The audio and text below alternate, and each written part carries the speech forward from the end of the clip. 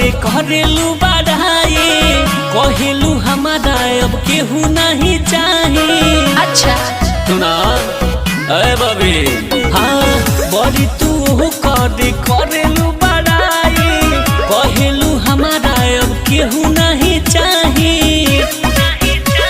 अरे मना काहे करतारू कॉल ना एक्सेप्ट प्रपोज करी फिर से। सुनो पंडित जी के देन से हम घूमिले प्लेन से। का बुझलो? अरे का कहलू? घूमिले प्लेन से। अरे तोरा संगे रहती त चढ़ती ट्रेन से। दांत पगली ऐसा बात नहीं के। ऐसा ही बात तो बढ़ले बा।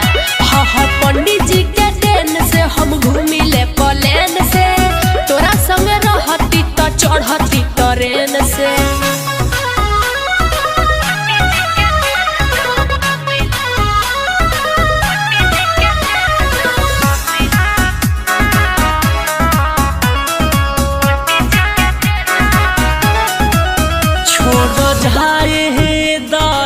सोना चोना जानी करा उका से रेहा खा जाई जानिए तहना डरा। पावर जाने लेना का पंडित जाति के छद छद कोई दी तोरा बाती के। संभाल के रह। तुहरा के चाहिए हम पीछा करता निकाला से हम तेन से। चलो हटा। अरे पंडित जी के देन से हम घूमिले प्लेन से। तोरा संगे रहती त चढ़ती ट्रेन से। हाँ हाँ पंडित जी के देन से हम घूमिले प्लेन से। तोरा संगे रहती त चढ़ती ट्रेन से।